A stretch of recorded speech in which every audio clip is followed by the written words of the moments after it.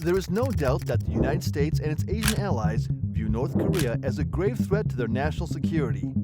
It is no secret that North Korea has one of the largest conventional military forces in the world, which, in combination with its missile and nuclear tests, as well as its aggressive rhetoric, has attracted worldwide attention.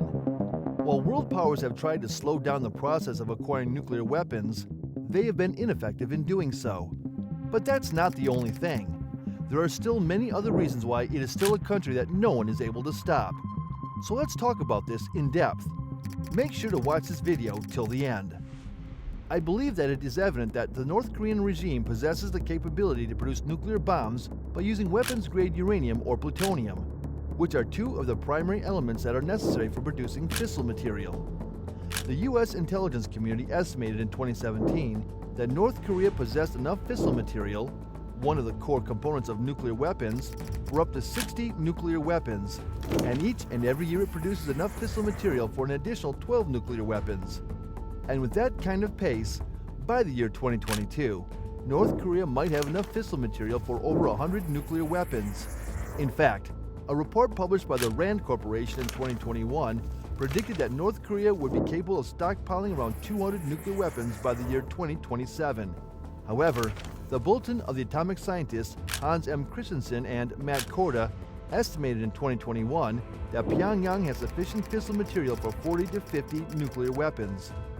And to show it to the world, North Korea has conducted 6 nuclear tests, the first in October 2006 and then the second in May 2009, under the former Supreme Leader Kim Jong-il. It is fair to say that under Kim Jong-un, Kim Jong-il's son, who assumed power in late 2011, the nuclear program has been markedly accelerated. In fact, a total of 4 nuclear tests have been conducted by Kim in February 2013, January and September 2016, and September 2017, as well as 160 missile tests, far exceeding the number of nuclear tests conducted under his father and grandfather, North Korea's founder, Kim Il-sung.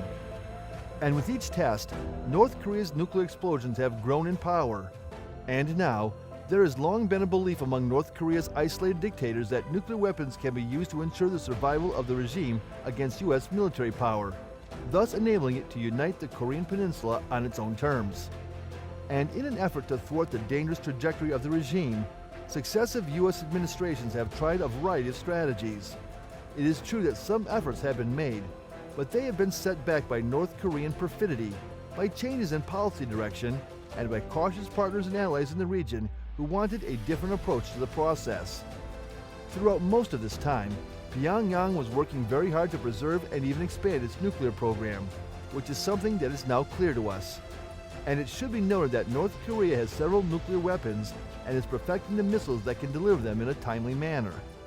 In addition, North Korea has a record of selling missiles and sharing nuclear technology with countries such as Egypt, Iran, Libya, Myanmar, Syria, the United Arab Emirates, Vietnam, and Yemen, as well as Iran.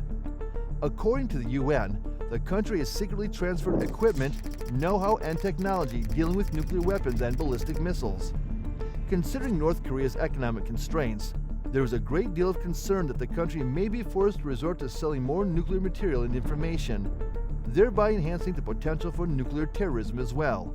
And in order to improve relations, the United States has tried diplomatic inducements such as normalizing relations, providing security guarantees, aiding the economy and the food supply, and taking steps to build confidence. As far as I can tell, nothing has produced lasting results.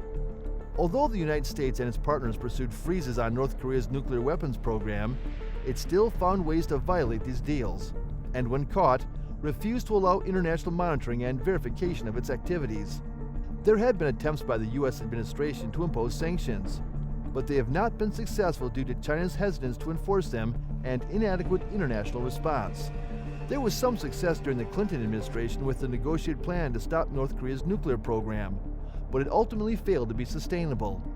It is clear from this that North Korea is a very strong and carefree country. But other than that, some argue that North Korea wants nuclear weapons for the security of the regime, which would suggest that the North Korean regime is merely warning predatory states to stay away from them at all costs. Having no respect for its neighbors, North Korea is in fact likely to hold them hostage with its nuclear weapons, given its contempt for its neighbors. There was once a famous threat by North Korea that it would reduce South Korea's capital city to a sea of fire. Such a threat takes on a whole new meaning when it comes from nuclear power. It is important to note that North Korea is not just limited to physical attacks. In fact, North Korea has demonstrated a greater ability to use cyber warfare tools over the years, with its hackers using increasingly sophisticated tools to attack government, media, financial, and private institutions around the world.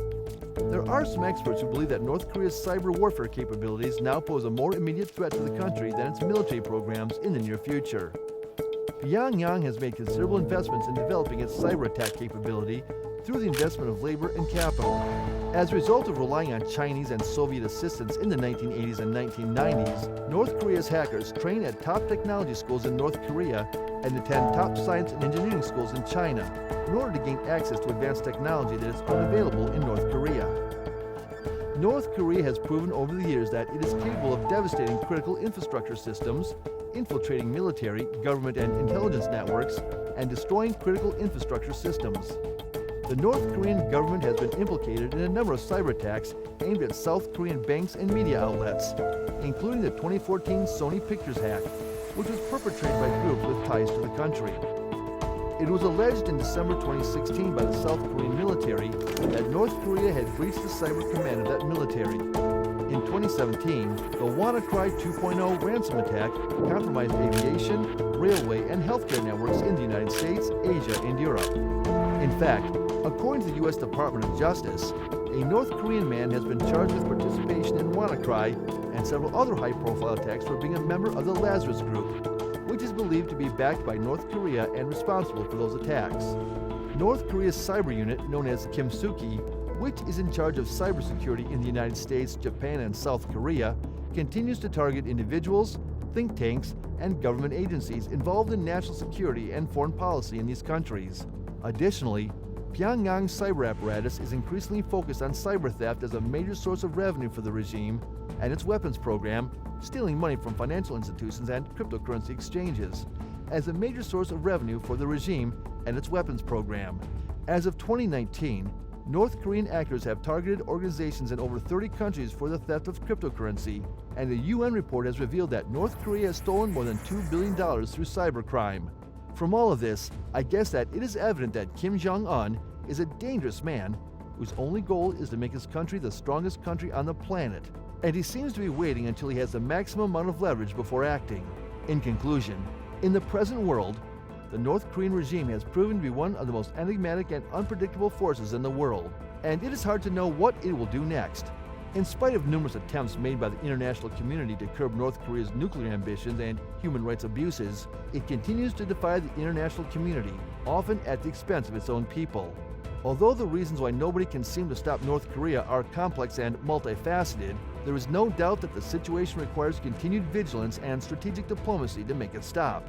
And I believe that only through a sustained effort to understand the regime's motivations, as well as engaging in constructive dialogue, can we hope to benefit from a more peaceful and stable future for the Korean Peninsula, as well as the rest of the world.